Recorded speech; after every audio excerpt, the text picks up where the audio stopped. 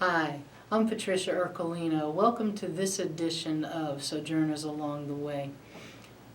I like it when people from our viewing audience contact us or they get to see me in public and mention something about the program. And someones, plural, have mentioned, how about doing something shorter? So periodically, I'm not going to say it's going to be every program, but periodically we're going to do 2 30-minute time slots in the hour television time, but on the internet it will appear as one program, 30 minutes, another program, 30 minutes. So please contact us, and the way you can contact us is Sojourners Along the Way, and that would be at ACTV 507 Richland Avenue, Athens, Ohio 45701, or for those of you that do use the internet, please email Sojourners, that's SOJOURNERS 3 .tv@gmail.com. I'd love to hear from you. We would like to be able to incorporate those things that you mentioned to us, if at all feasible and possible. So, for our first 30-minute program, we're going to explore some issues of health. It makes me cry, it really does. It makes me cry in southeastern Ohio to see people that are suffering the things that they are. And I want to do everything that I possibly can to assist people. I am very grateful that both Dr. Neal Barnard and also Dr. Michael Greger have given permission to Sojourners Along the Way to use their materials. So today, for the very first 30-minute program, we're going to have some clips from both Dr. Neal Barnard and Dr. Michael Greger. And it's going to be like a sandwich. First there'll be Dr.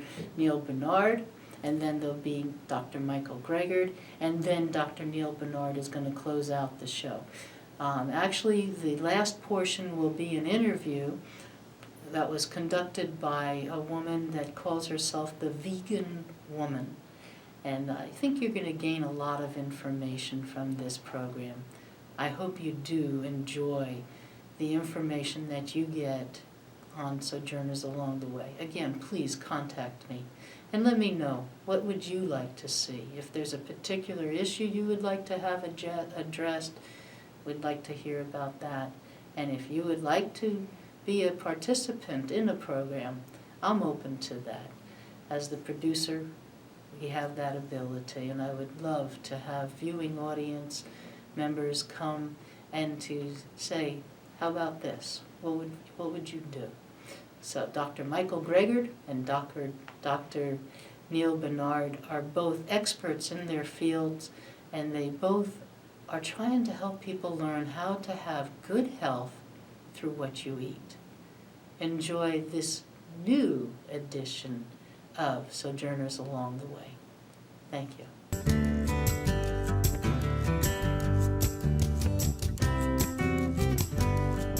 Hello and welcome.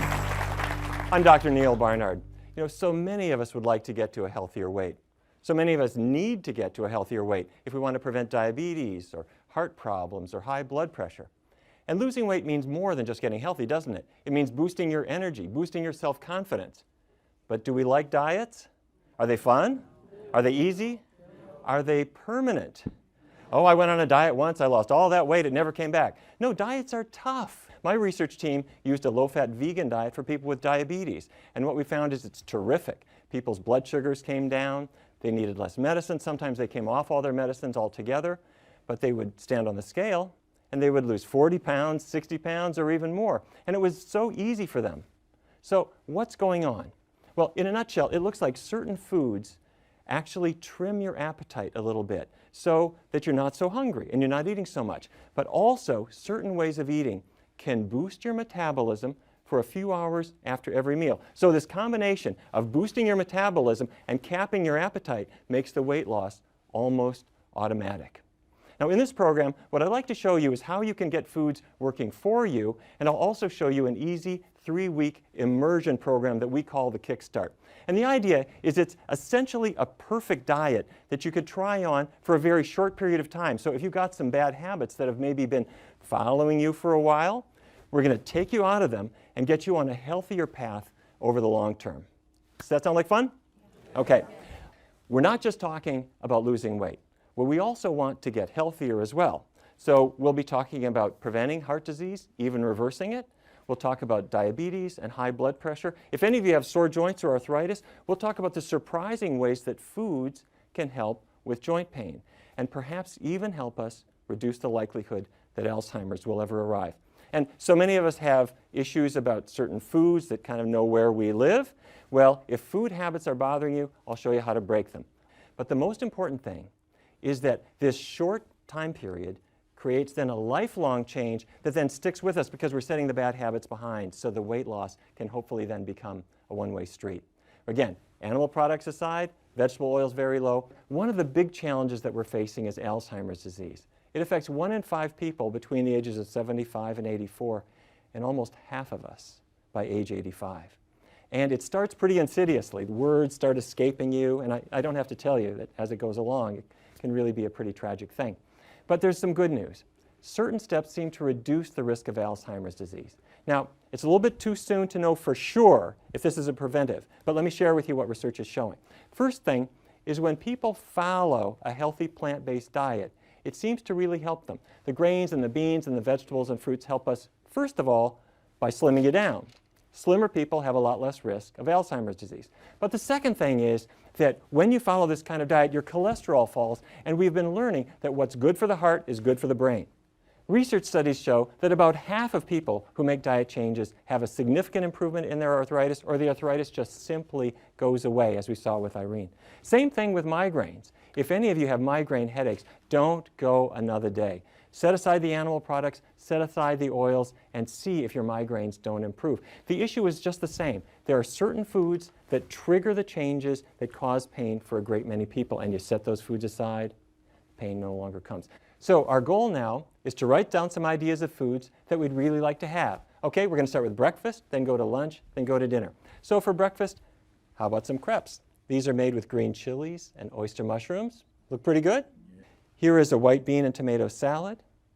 And we made a pizza, but you can leave off the contraband, the high cholesterol foods, and instead we've got all the veggies. It can be spinach, it can be mushrooms, tomatoes, you name it. Delicious pizza. So we're going to set the animal products aside. We're going to keep the oils really low. We're going to start just by getting to know some new foods, and then we'll do a 3-week test to see how you do. So many children don't eat well. They're gaining weight, and according to the Centers for Disease Control and Prevention, 1 in 3 children born in the year 2000 will develop diabetes at some point in his or her life. 1 in 5 kids has an abnormal cholesterol level, and many of them have the beginnings of heart disease before they pick up their high school diploma. So what should kids be eating? And how do we help them steer clear of junk? Well, when kids are born, breastfeeding is so important. In years past, it was unfashionable. But now we know that kids who are breastfed have a healthier weight, they have less risk of diabetes, they even have a higher IQ. Now, if it's awkward, if it's painful, if it's difficult at work, there are always resources to help. Family members who have been through it can really be helpful. And there's an organization called the La Leche League that has people on call who can really help you get through that initial awkwardness. And then for mom and for baby, it is so smooth and so easy. Then, as children transition into rice cereal and into fruit, what's an optimal diet? Well, for people of any age, and this includes kids, vegetables, fruits, whole grains, beans, that's a healthy menu. And I encourage you to add a multiple vitamin. And in a minute, I'm going to come back to why that is. So, breakfast for a kid might be a big bowl of oatmeal or cream of wheat or grits. And if it's sausage or bacon, have the veggie versions of these things. Scrambled tofu, adults are afraid of it, kids adore it, and that way you're not getting the fat and cholesterol in the scrambled eggs that I grew up with.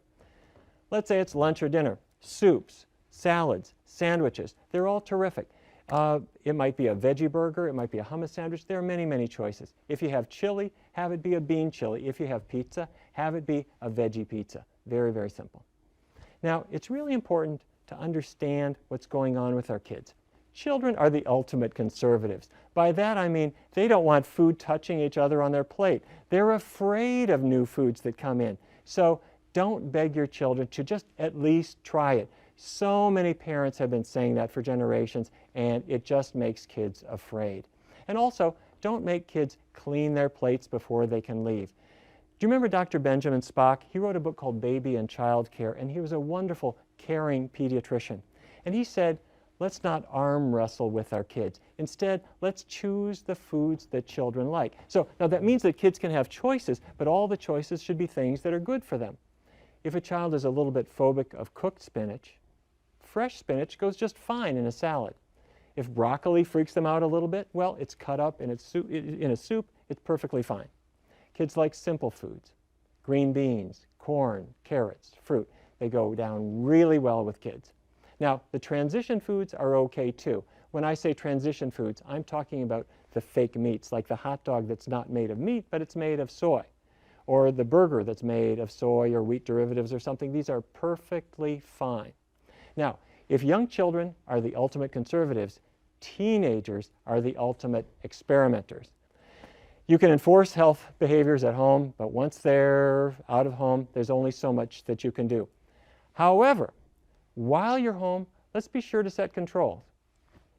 When it comes to smoking, when it comes to drinking, when it comes to drugs, we've got our minds made up and we're very clear about those things. But for some reason, when it comes to food, a lot of parents are really not so sure, and that's because they're only deciding to eat in a healthy way themselves now for the first time.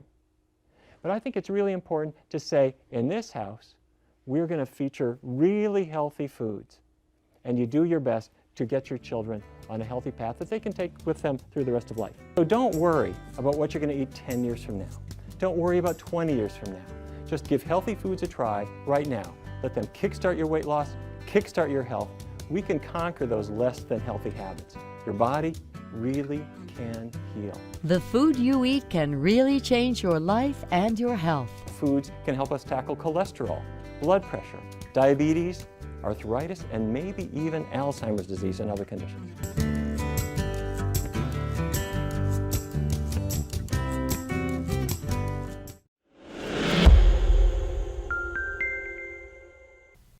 Welcome to my YouTube channel, which all started actually with my grandma. I was just a kid when my grandmother was diagnosed with end-stage heart disease and sent home to die. She already had so many bypass surgeries, was so scarred up inside. There's nothing more the surgeons could do. Confined in a wheelchair, crushing chest pain, her life was over at age 65. Then she heard about this guy, Nathan Pritikin, one of our early lifestyle medicine pioneers, and what happened next is chronicled in Pritikin's biography. My grandma was one of the death's door people, like Frances Greger, my grandmother. Arrived in a wheelchair, Mrs. Greger had heart disease, angina, claudication, her condition so bad she could no longer walk without great pain in her chest and legs. Within 3 weeks, though, she was not only out of her wheelchair, she was walking 10 miles a day. This is a picture of my grandma at her grandson's wedding 15 years after doctors had abandoned her to die. She was given a medical death sentence at age 65, but thanks to a healthy diet, was able to enjoy another 31 years on this earth till age 96 with her 6 grandkids, including me. That's why I went into medicine. When Dr. Dean Ornish published his lifestyle heart trial years later, proving with something called quantitative angiography that indeed heart disease could be reversed in the majority of patients without drugs, without surgery, just a plant-based diet and other healthy lifestyle behaviors, I assumed this was going to be the game changer. I mean, my family had seen it with their own eyes, but here it was, in black and white, published in one of the most prestigious medical journals in the world, yet nothing happened. Leading me to wonder, wait a second, if effectively the cure to our number one killer could get lost down some rabbit hole and ignored, what else might there be in the medical literature that could help my patients, but just didn't have a corporate budget driving its promotion? I made it my life's mission to find out. For those of you unfamiliar with my work, every year I read through every issue of every English language nutrition journal of the world, so busy folks like you don't have to.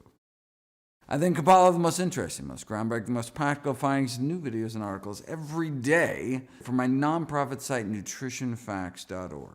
Everything on the website is free. There's no ads, no corporate sponsorship, strictly non-commercial, not selling anything, just put it up as a public service, as a labor of love, as a tribute to my grandmother. I hope I can do for your family what Pritikin did for my family. Following flax and wheatgrass, turmeric is the third best-selling botanical dietary supplement, racking up $12 million in sales and increasing at a rate of about 20%. Curcumin is a natural plant product extracted from turmeric root, used commonly as a food additive, popular for its pleasant mild aroma and exotic yellow color, considered unlikely to cause side effects. Just because something is natural, though, doesn't necessarily mean it's not toxic. Strychnine is natural, cyanide is natural, lead, mercury, and plutonium are all elements. Can't get more natural than that. But turmeric is just a plant. Plants can't be dangerous. Tell that to Socrates. In considering the validity of the widely accepted notion that complementary and alternative medicine is a safer approach to therapy, we must remind ourselves and our patients that a therapy that exerts a biological effect is, by definition, a drug and can have toxicity.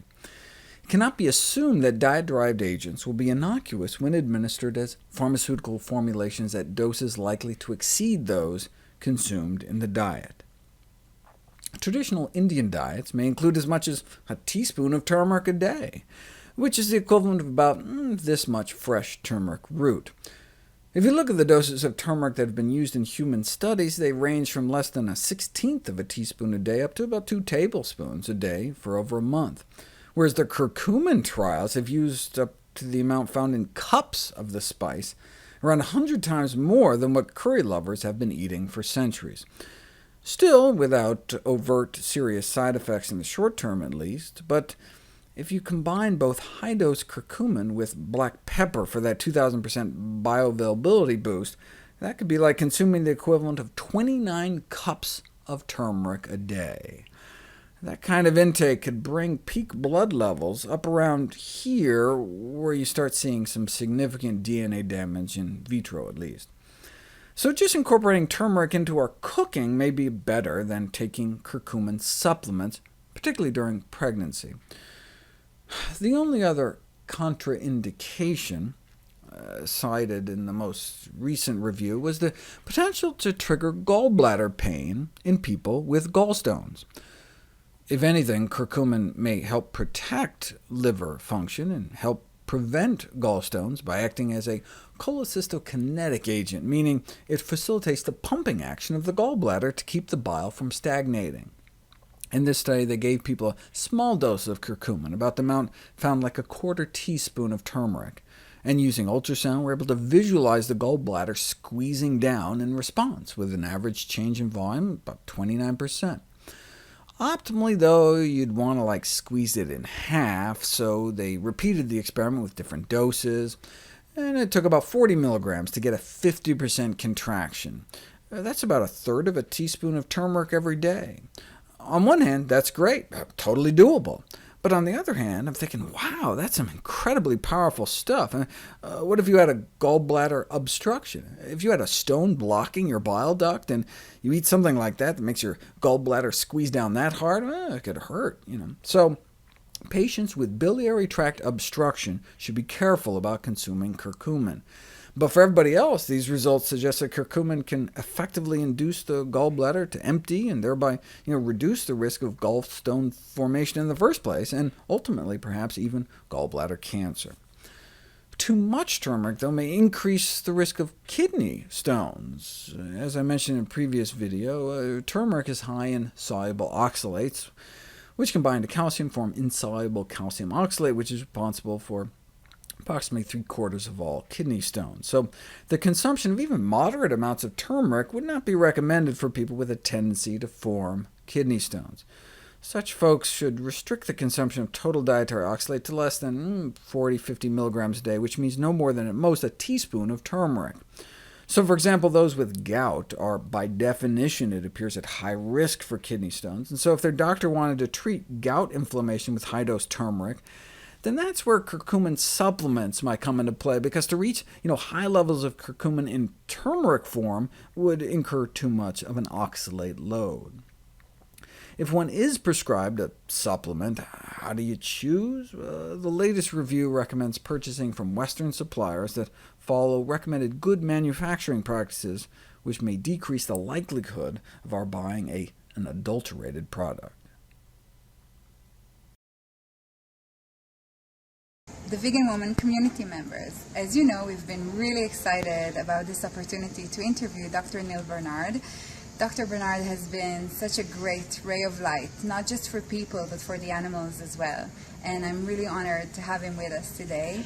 Dr. Barnard has founded the Physicians Committee for Responsible Medicine, has been doing amazing work as an individual and as the president of the organization he founded. So thank you so much for being with us. Well, it's my pleasure. Thanks for letting me speak with you today. Great. And for the first question I wanted to ask you about is in regards to the connection between the pharmaceutical industries and the medical world today.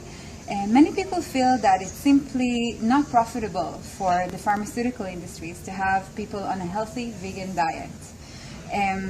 What I wanted to know is, with the pharmaceutical industry having such a strong influence on the medical world, and people not getting the right information from their doctors on how to cure their problems rather than just manage their illness, what are your thoughts on how we could get over this obstacle and have vegan diets that are not profitable as part of our lives? Well, it really is true that up until now, when you go see the doctor might be treating diabetes, high blood pressure, high cholesterol, turning to prescriptions first, and not really thinking so much about diet. But even though you can understand why they might do that, they might imagine the patient isn't willing to make other changes, to tell you the truth, I think the world is changing. And a lot of patients don't want the expensive medicines, they don't want the side effects of medicines, and what they do want is to really feel good about their bodies. So when a person makes a diet change, it might have side effects, but all the side effects are good ones. You lose weight and you feel better. So I am now seeing more and more doctors and more patients saying, let's not turn to medicines right away. There is a role for medicines, but let's not turn there first. Let's start with a healthy diet first.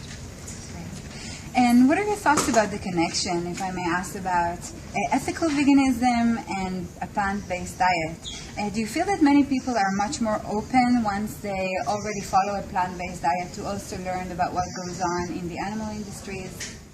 When I'm talking to really young people, like I'm talking to a 16-year-old teenager, so far as he's aware, he doesn't have a prostate. He's not too worried about that. He's not thinking about having a heart attack. But on the other hand, a lot of young people are concerned about animals, and they might become vegetarian or vegan because of their concerns about the ethics of using animals. And obviously, the animal industries are cruel.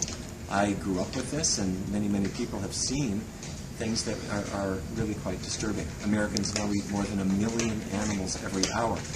So the animal side of things can be a big motivator, but I find that when I'm talking to people who might be a little bit older, very often they're concerned about their health. And a health motivation reaches a lot of people. But once they've made a change because of their health, sometimes that opens their thinking a little bit to what the animals have gone through, or how their diet might affect the earth. So I think one complements the other. And I know that your background is very much a non-vegan background, to say the least. Yeah, that's right. Every generation of Barnards, as far back as I can trace, raised cattle. So we've got a ways to go to clean that up. And how did you decide to turn into the vegan diet then? The year before I went to medical school, I had a job helping out at autopsies in a hospital. Whenever people would die in the hospital, I would help examine the body. It's not a very cheerful thing, but one day we had a person who died in the hospital of a massive heart attack. And so the pathologist had me helping him. And he pulled a big section of ribs off the chest and put it on the table.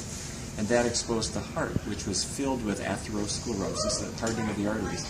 And he showed me this not just in the arteries to the heart, but all over the body. At the end of the examination, he put the ribs back in the chest, and then I sewed up the skin and cleaned up. And when I went up to the cafeteria, they were serving ribs for lunch. And I have to tell you, it made me think that meat is sort of a dead body, and I have to say I couldn't eat it. Anyway, that was the first of many things. Right. But you can't forget something like that. Right. And as time went on, I became more and more aware of the health concerns and also the issues about animals and the environment. Fantastic. As you can probably guess from the name, The Vegan Woman, most of our audience is made up of women. And I was wondering if maybe you could specify 3 main benefits that you see the vegan diet, the plant-based diet, having for women, and why women should be happy that they chose this. Yeah, that's a great question. The first one I might say relates to hormones. One day I was sitting at my desk and my phone rang. And it was a young woman whose mother was a doctor that I knew in another part of the country. And this young woman said, I can't get out of bed. One day every month, my menstrual cramps are just so disabling. The only way I get through the day is with fistfuls of painkillers. She said, I can't keep doing this. And as she was describing this, I started thinking, we know that food choices affect hormones, specifically the estrogen levels in a woman's blood, because cancer researchers have been concerned about that because of breast cancer. And so I thought, well, maybe it's not just breast cancer, maybe even everyday things like hormonal changes related to cramps could be affected by diet. So I suggested to her, no animal products at all out of your diet, and keep oils really low, and have as natural a diet as you can, and see how you do for the next month. And I also gave her a few painkillers to get her for the first couple of days. Anyway, so she took painkillers for a couple of days, and she was okay. She did a completely vegan diet. At the end of the next month, she called me back so excited. She said she had had no pain, nothing. And so I did a research study which tested this diet. It works fabulously. And in fact, one of the women in the research studies was infertile. She couldn't have a child. The very first month that she did the vegan diet, she said, you're not going to believe this. She was pregnant. That's amazing. And I saw her several years later. She introduced me to her 3 vegan kids. Oh, wow. So it gets hormones in better balance. That's number 1. Number 2 is energy. A lot of people, they're running low on energy. And when you get the fat out of the diet, your blood can circulate again. And number 3, many people are beating themselves up with diets. This kind of diet, that kind of diet, the other kind of diet. When you're putting healthy foods in your body, you can start to forget about those fad diets, and you can feel better about yourself. That's great. Thank you for that. Lastly, I wanted to ask you, is there one vegan woman that you could highlight as for her inspirational work in promoting veganism, and who would that person be and why? What a terrific question. You know, I have to say, there are a lot of people changing their diets and are being great role models. But one who stands out for me right now is Serena Williams, you know, the tennis champion. And I love her for a couple reasons. One is that she follows a vegan diet, and she is, she's not only very graceful, but she is strong and can be great endurance. But the other thing is why she did it. She did it for her sister, because her sister had some autoimmune symptoms and wasn't doing very well, and she supported her. And so they both made this diet change, and like so many other athletes, they get this tremendous benefit. So I'm going to tip my hat to Serena. That's fantastic. Thank you so much, Dr. Barnard, for doing this with us. And thank you, everybody, for watching, and have a great day. I hope to see you again soon.